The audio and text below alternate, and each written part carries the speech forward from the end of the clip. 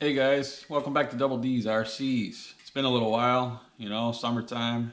Been out doing other things, tending to the garden and shooting my slingshot, some of my other hobbies that I get into.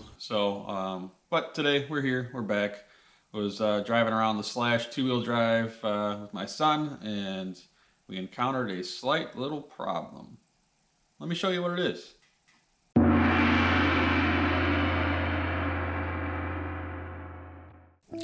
All right, here's one of my Slash two-wheel drives, and looks perfectly normal, doesn't it? But if anybody out there owns these things, you have encountered some normal problems for these things, such as, oh god, oh no, the wheel fell off. Well, what it is this time is the actual axle itself snapped off. I don't know if you can see that. But, wow. Usually, you'll see these things break at the U-joint, not the actual shaft, so this should be fun to get out. I may have to replace some bearings. I'm gonna have to take off a few things to get access to it. So I'm gonna show you how to do that. So the typical failure that you'll see, or one of the weak points I should say, on these Slash two-wheel drives, four-wheel drives also, I guess, is the drive shafts. This is the part number that I use. MIP, and there's some other brands that make metal,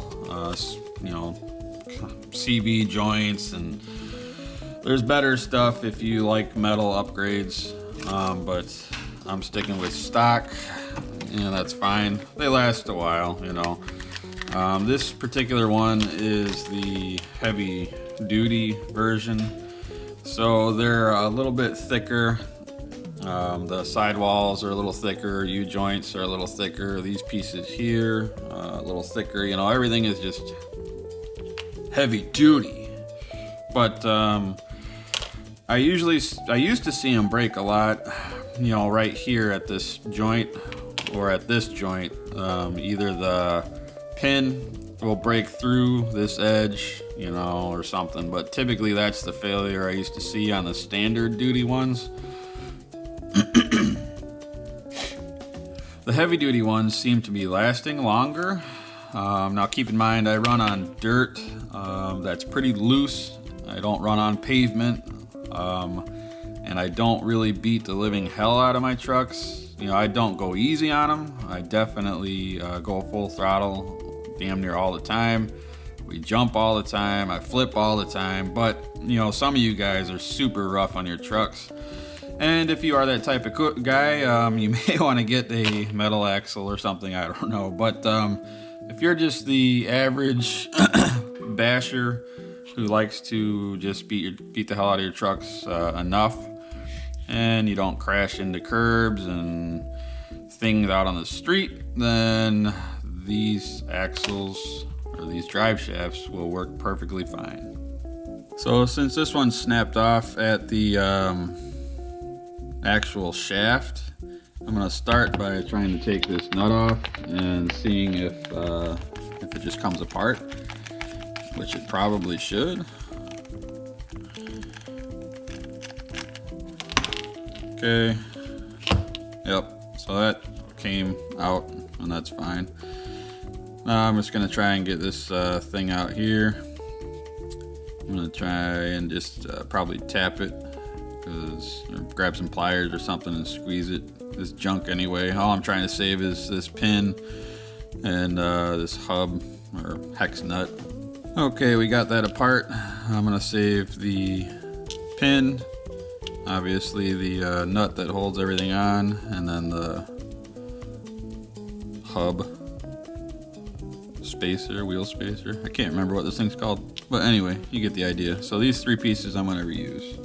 Okay, now on to the truck. I'm gonna have to at least remove this top camber link and try and spin this down. The thing I think we're gonna encounter here is this part where it meets the back hub carrier. I think this is gonna be like a mushroomed out sort of thing, and it's not gonna slide through like that. So we're gonna find out. So first, take off your upper camber link.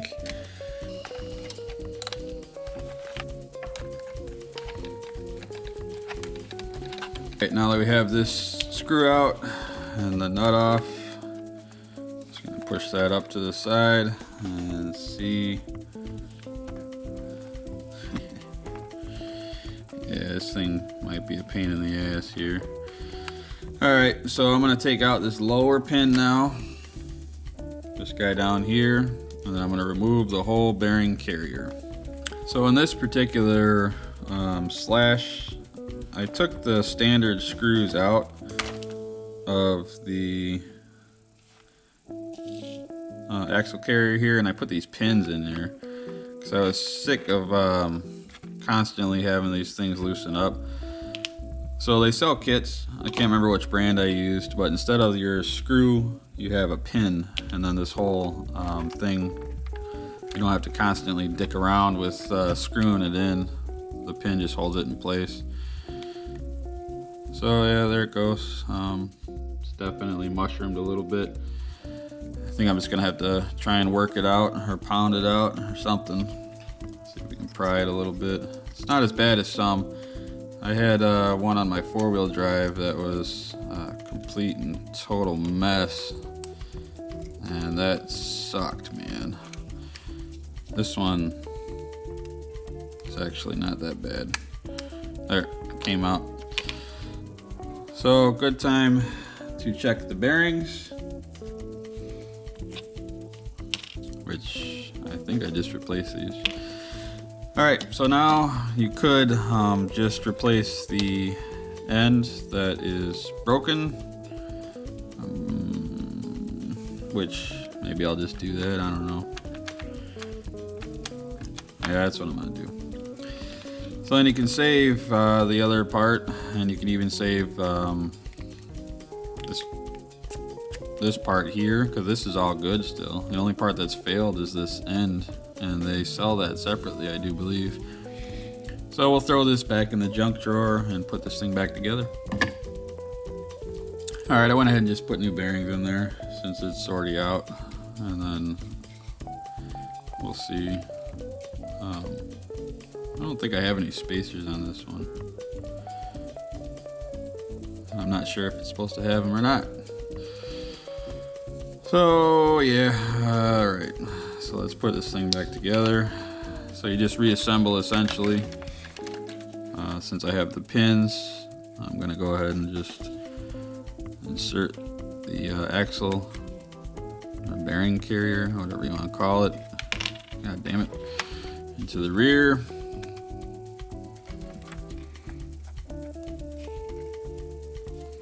I do have a stand that I could be working on this truck on, but we're just gonna go for that there.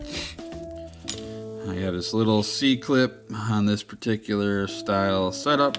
You just grab your needle nose pliers and go ahead and put the C-clip back on, and hopefully it doesn't fly out and land somewhere, because I don't think I have another one.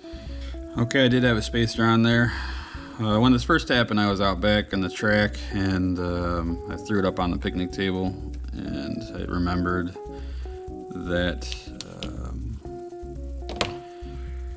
I left the spacer there. So, oh shit.